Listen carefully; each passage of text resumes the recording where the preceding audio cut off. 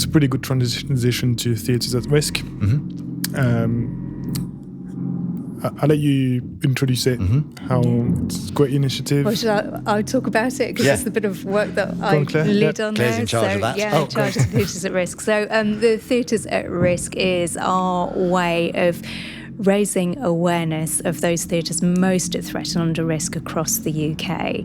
And that can be a theatre that is already operational, but the operation is at risk. We can see that it's coming into troubled times in the future. Or it can be a vacant and derelict theatre building. And it doesn't need to be listed. It can be, or in a conservation area, it can be any theatre building. But what's important about all those theatres on our Theatres at Risk list is that we believe every single one of those has a viable future at the heart of its community as a performance space within its community. So there is some community use and benefit of that building. So we've got 38 buildings on our Theatres at Risk list this year across the UK. So we've got, I'm trying to remember how, we've got I think it's only one in Wales now, as we remove Swansea Palace this year. And there are 3 in Scotland and the rest are in England. We don't have any in Northern Ireland at the moment. Is there 4 or 5 around Manchester? There's a lot in Manchester. There's a huge amount up in the northwest. It's our kind of biggest region of theatres at risk, sadly. But, there's some positive stories coming out of there as well. We're working closely with a lot of the groups up there and seeing some really good progress coming out of that. So. And it's that cluster of theatres around Manchester is an example of those changing fashions in terms of, going to see, people going to see big variety shows, and there's quite a few in sort of Greater London as well, kind of in the kind of outer parts of Greater London. And we have to be creative about what they might be. They won't always be a theatre space because there probably isn't a demand for another large scale theatre. So is it going to be a music venue, or in the case of Walthamstow Granada, a comedy venue? In the case of Swansea, we agreed with the local authority that there wasn't really a case for another theatre, so we've agreed that they can convert it into a relatively small, basically offices, but with a very small community performance space. But importantly, that they've done it in a way that it can be reversed. So you have to be realistic and flexible about what you do with those theatres at risk. Not all of them will necessarily be what they were originally intended for. But hopefully, our main aim is for them to have some form of performance in them, if we can. Yeah, and there are a lot of community groups out there, all volunteers, who are very passionate about those buildings, and they're the people who have really brought them to the attention of their local communities, and we're working with those groups just to try and find that route forward, try and find that way forward, which is usually through a collaborative approach as well. And we sit there as a critical friend for them, advising them, encouraging them, helping them speak to the wider community, to speak to the local authority, to speak with other key stakeholders, whether that's Historic England or whether it's key funders, just to try and get these projects moving and to try and find that viable new use for them. How do you rate a theatre that is at risk? How do you...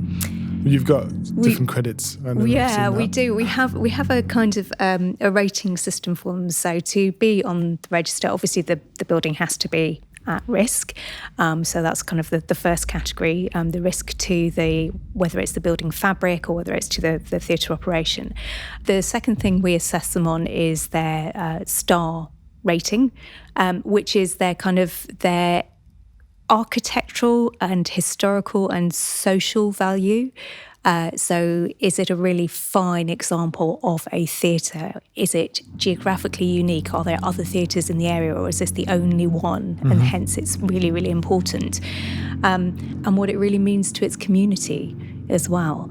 And then the third one is the community benefit, which is how viable that is to be reopened as a theatre venue or as a performance venue or as a community venue. So we score them on those 3 criteria, and that gives us an overall risk value for the building.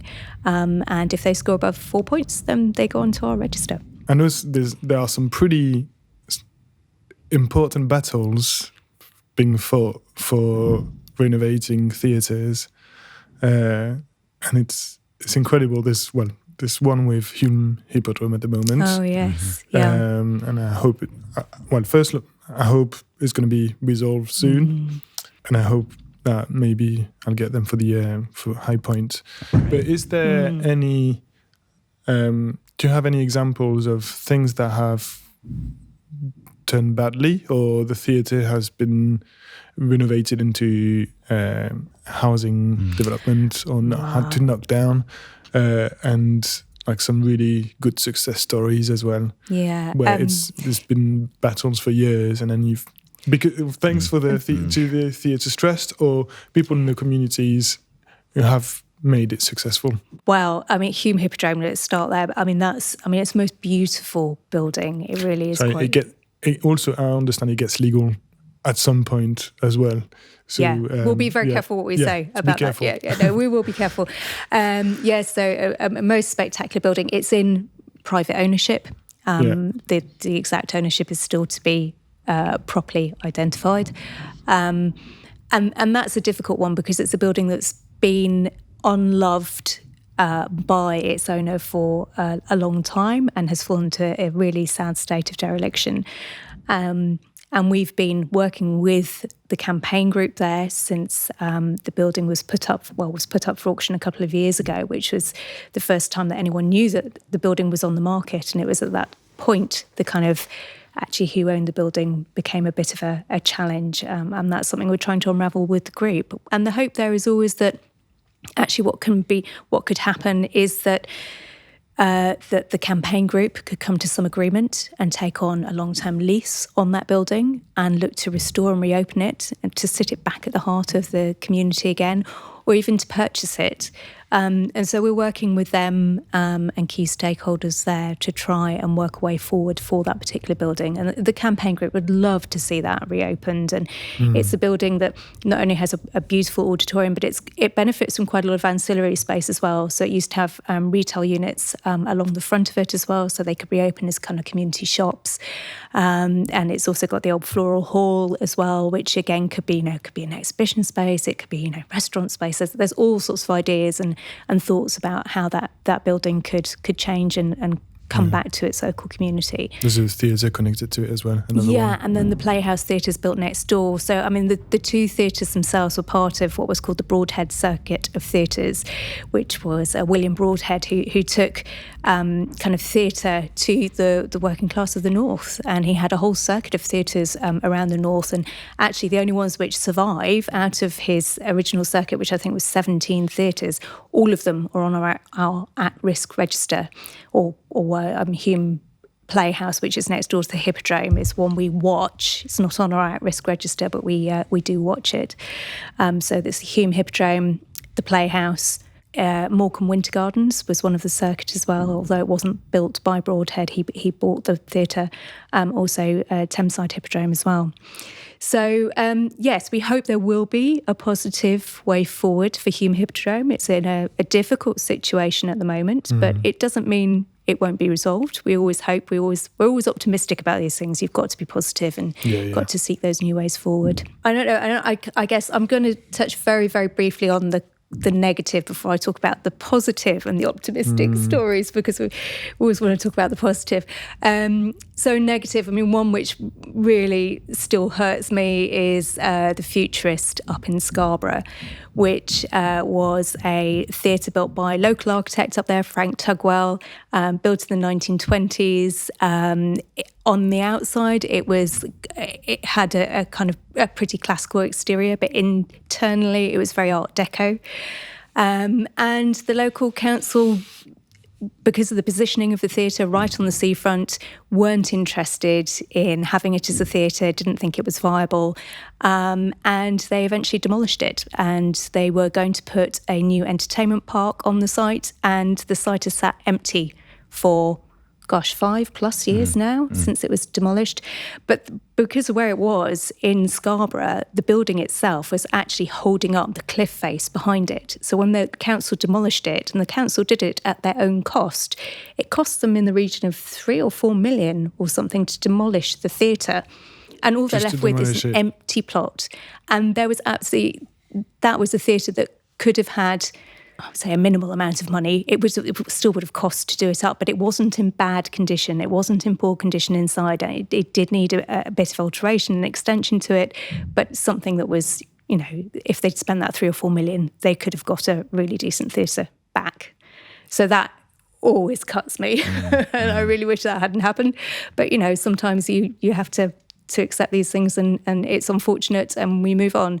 And then we've got Dudley Hippodrome, which is sadly will be it's looking like it may be a similar situation where the council don't really want the theatre and would like to see, have plans for a new university hub to be built on the site. And so at the moment they're doing a soft strip internally on that theatre to remove asbestos and to ready it for demolition. Okay. Which is really sad. What we've managed to do there, though, although we've been fighting the demolition and we still don't believe that that's the right option, we have managed to get a recording condition on the theatre building. So we've had experts from Oxford Archaeology Unit going along and taking photographs of the interior of the theatre, taking dimensions of it. And that will be displayed on the council's website as part of a kind of a history of Dudley, so everybody can see what used to be there, what the Dudley Hippodrome used to look like, what it used to be, and so it'll be there alongside historical records. So I think where sadly theatres are lost, if we can persuade people to do that historical recording, at least it's still there in people's memories and people can see what used to be. Yeah. So those are the sad ones, the not such happy stories. But, on the positive side, if we think back to some of the theatres up in the northwest, Morecambe Winter Gardens, I mean, that's a brilliant success story. It still has a way to go, but things are looking really bright and very positive there. So that's a theatre that was part of a larger Winter Gardens complex right over on the coast in Morecambe. Used to be called Bradford of the Sea, I think it was called. Bradford on Sea at the time, because everybody from Bradford used to travel out that way to go holidaying in the times when people used to holiday in British seaside resorts. But an absolutely spectacular theatre. I'm really... a really kind of extravagant internal fit out. Yes, no cost spared there to fit it out. You're walking through the most beautiful ceramic tiled foyers, beautiful crafted timber screens with stained glass in them. And then when you walk into the spectacular auditorium with the barrel vault ceiling, it really takes your breath away. But yes, seaside towns fell into decline, and the Winter Gardens likewise fell into decline. The whole complex was eventually bought by a developer, and the Winter Gardens ballroom part of it was demolished, and the theatre was sat and left standing alone, saved because of a local campaign group who, valiantly fought to make sure the developer didn't flatten the whole lot. But with that, when they demolished the ballroom next door, they also demolished all of the ancillary facilities for the theatre. So all of its toilets, its heating system and everything that was sat next door in the building. The Friends eventually managed to get the freehold of the Winter Gardens Theatre in 2006 and have been slowly trying to restore it ever since. And it's a really long-term game, this long-term journey for all of these Friends groups. And fast forward to 2017, 2018. I mean, it's a building that's been on our at-risk register ever since we first started the register. And we have been there as a critical friend all of that time, since 2006 and even before then, trying to encourage and trying to help the group wherever we can. And we're now at a real turning point in its future. We were able to offer them a bit of help and support through our Theatres at Risk capacity building programme. And that gave them some governance advice and support and helped really strengthen their organisation.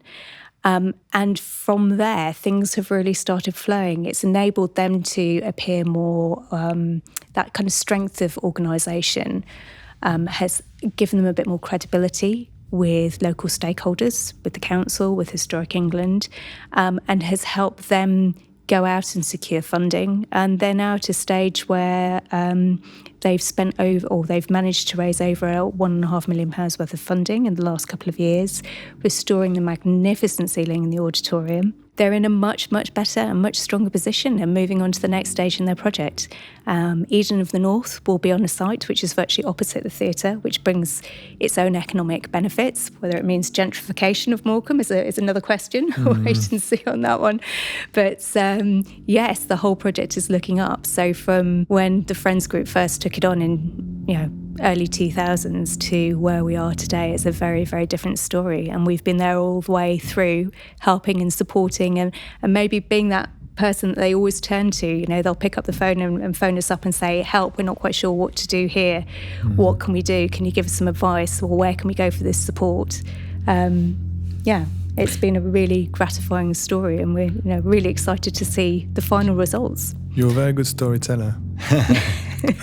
They take a long time, these projects, as you They say. do. Morecambe being on the list since, 2004, was it? 2006 when we first started the list, but we've been aware of it since way before and that. I think that's the challenging thing. These are not quick fixes. They take years and years and years to build momentum and support and raise the money. And so, we're not going anywhere. We're in it for the long game. So we will be there all the way through. And when I first started the trust, I wanted to work out how is it worth this, all this effort? And I counted up that we have saved 80 theatres in the last, since the list began, which was when, 2004? 2006. 6, Yep. yeah. I was going I keep to saying ask 4, I about- don't know why I say yeah. 4, 6. Yeah, so what's that, 17 years? So, yes, there are some horrible losses like the Futurist and others. And yes, some of the theatres on our list still looking pretty dodgy in terms of their future, but enough of them get saved for it to be worthwhile. Yeah, and I think we talk about success stories. Burnley Empire is another one that, when I first started the trust, everyone was going, gosh, if we don't do something about that soon, that's going to fall down. And we helped support the local campaign group there in acquiring the building, and they now own that theatre, and they are slowly restoring it. And if you look at it from the outside, or even if you go inside, you still look at it and go, my goodness, this is a dilapidated building.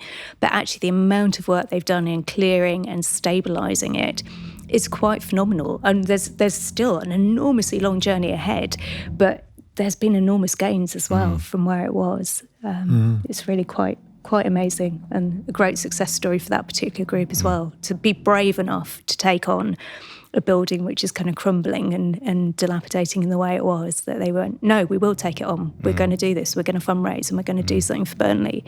And that's also part of the challenge. It's, if you're a hard-headed economist or business person and you look at a pretty good city centre site, you can see the pound signs if that site was accommodation, was flats, or if it was offices.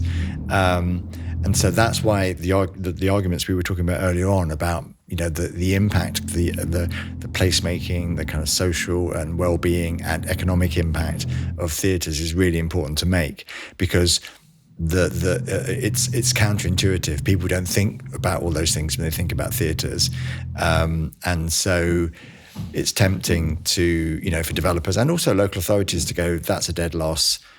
That's nothing but a drain on our town and a city.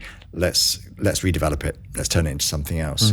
And so that's what we're, part of what we're about, both in terms of individual campaigns, but also in terms of our wider advocacy, making the case for why investing in a theatre, even in these tricky times, is worth it. Yeah. I think it's the other argument, or the other flip side of the coin, is kind of talking to those campaign groups and saying the reason these councils can be cautious and maybe not jumping in going, hurrah, someone's trying to save the building, this is great, is that councils are always wary that they may have to pick up the cost of it. That if, a friends group come in and start developing a building, and then they fall foul and they can't continue it, then do the council have to then come in and rescue it? And no council has got the kind of funding to do that. So we do talk about, have a really collaborative approach.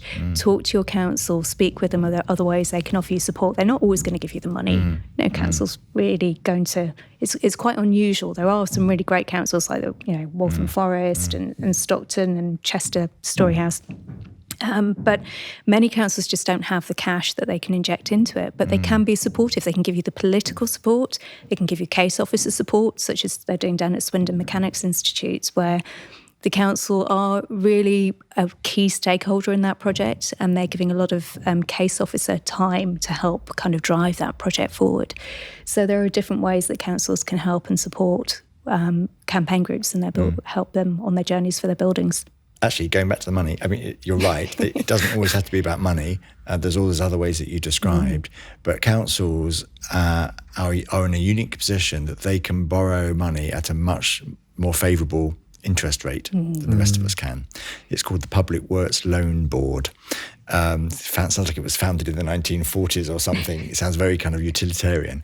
But essentially, they can borrow at preferential rates. And big theatres, big 800, 1,000, 1,200 seat theatres are commercially viable in the right market. And so they can pay back that loan over time. So that's another way. The council has got to be prepared to take the risk, because obviously if there was a default on the loan, it would be the council that would be liable. So understand why councils don't jump in. But councils get a lot of things built that way, including refurbishing old theatres by taking out public works loan board loans. Yeah, Bradford Odeon are doing that. So again, one of our old theatres at risk was removed from the register a few years back now and is partway through a major capital works project. And that's a beautiful, great big 1930s cine variety. I think it was like the third largest, or the largest theatre outside London when it was first built. It's an amazing, great big span across the auditorium space. But yes, in order to get that across the line, actually the council are giving a loan to Bradford Live. So that's part of their kind of funding package on that. And that's going to reopen as Bradford Live, which is a live music venue run by the NEC Group. And that's due to open in about a year's time as well. So very exciting. You should go up and see that too. Well, I'm going to, after hearing all this, all the case studies, I need to do, obviously, tour of the whole of the UK to have an episode on each single place, which would be great. That would be a great idea. Yeah, that's my goal. Honestly, going around those buildings and talking to the local community groups who are refurbishment, they're so passionate, and they've got so many brilliant stories about multiple generations going there and people meeting and getting married and all sorts of amazing. It's the social history of these buildings as well as the kind of architectural and cultural history of them as well. Actually, with Bradford, there's a really good exhibition at the moment that they've got on in a building next door, which shows the history of the venue. And they were on the Beatles' first ever UK tour, they were the first venue on that UK tour. So they've got a whole lot of Beatles memorabilia in there. Great. So, lots of great stories. And you can do a nice little trip, actually, Mark. You can start off in Bradford, get the train across to Burnley, and then get over to Morecambe. So you can get all three of those theatres we've just spoken about. I have to get in touch with all these people.